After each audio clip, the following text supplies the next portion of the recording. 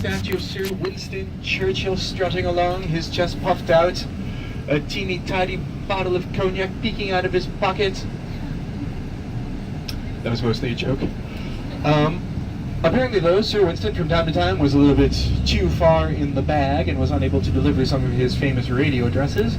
And so when that happened, they went to the man who did the voices for Winnie the Pooh for the BBC, and he got on the radio and imitated Sir Winston. So as long as you've got an emergency parachute. Now, we are crossing the Alexander III Bridge. This bridge was also built in 1900 for the World's Fair. And when this bridge was built, people were incredibly excited about it. Not because of the 4 golden statues, but because of the lanterns. These lanterns have always been electric. And so in 1900, to have electricity anywhere, inside or outside, but especially on a bridge, was very exciting. And so in 1900, Paris converted a lot of its streetlights from gas to electric, and we built this bridge. And Paris got its nickname, the City of Lights. I know some of you went to the Eiffel Tower yesterday. Have all of you been to the Eiffel Tower yet? Have you heard about it? Okay. We just heard that it was designed by it's supposed to span. Is it this body of water that it's supposed to span? Yeah. That's the only one around here.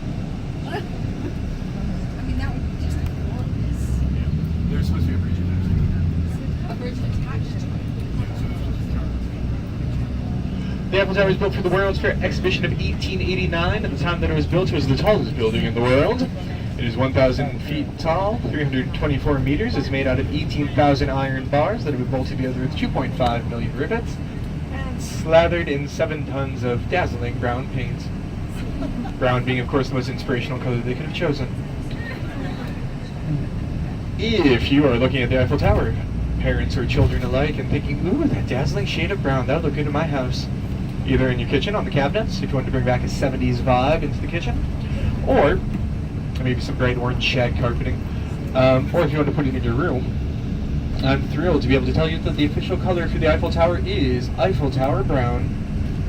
So look no further. When you go back home to the local Sherman-Williams, you can ask for Eiffel Tower Brown paint.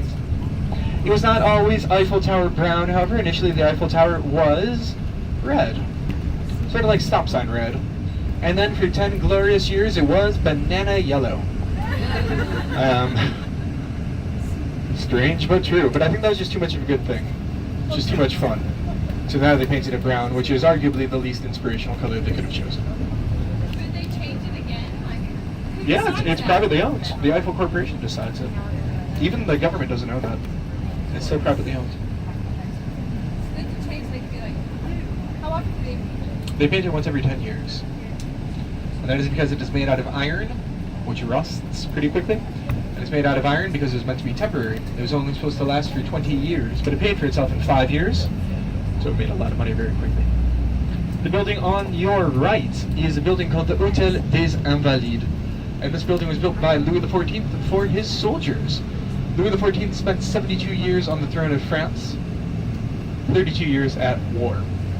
He had a lot of soldiers. His soldiers were paid to fight in his wars. But when there were no wars to fight in, when France was at peace, it was good news for everybody except the soldiers, because they didn't have jobs. And in Paris, it was a big problem. They were essentially homeless. They slept under bridges, they fought in the streets, they were frequently drunk in public. It was an embarrassment. These were the royal soldiers meant to bring glory to France, and there they were, out on the streets. And so Louis XIV decided in 1672 to take matters into his own hands, and he had built for them this building. Inside there were dormitories, there were barracks where they could live, but there were also places of employment. There was a textile manufacturer, there was a butcher shop, there was a walk-in ice box where they harvested huge slabs of ice from the River Seine and packed them in sawdust all winter, or all summer to keep them cool. And so, it was sort of like a gift that he gave to his soldiers. Paris hadn't oozed out this far yet. It was mostly over there by the Louvre and Notre Dame. And so he had a big blank slate to work with because this was just a forest, and so he was able to build as big of a building as he wanted. So this whole building on your right is still the building he built for them. But take a look to the left. For the art historians amongst us, you're going to see the Thinker by Auguste Rodin. Just there on the left. Hunched over in eternal contemplation in between those trees. If you can't see it, just wave. You'll be able to see it on the left or the right as the angle shifts. and that is the Rodin Museum. When Auguste Rodin died, he left everything he owned, his home, his sketches, his art collection, his works of art to the state, on the condition that it all be turned into a museum. And so, that's how we got the Rodin Museum.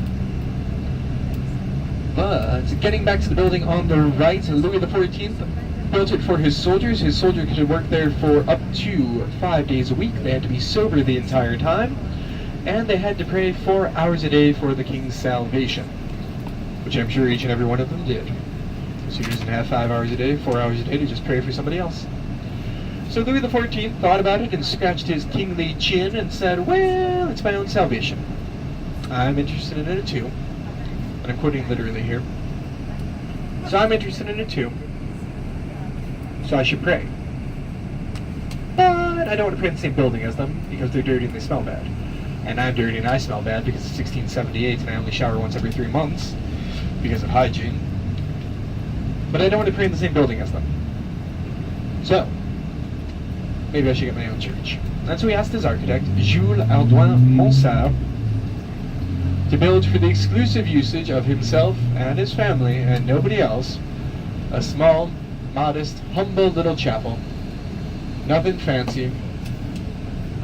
107 meters tall, 27 pounds of gold on the roof, modeled after the Vatican. Nothing audacious about that.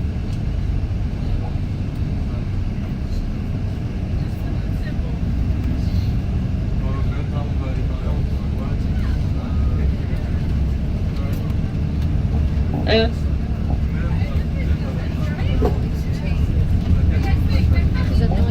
so you can see his church there on the right. No.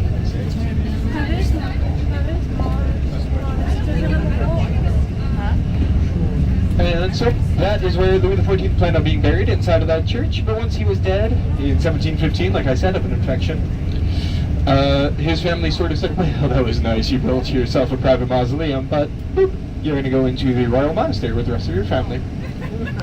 And so that's where he went. And so today you can buy a church, a ticket, you can walk out, you can buy a church with a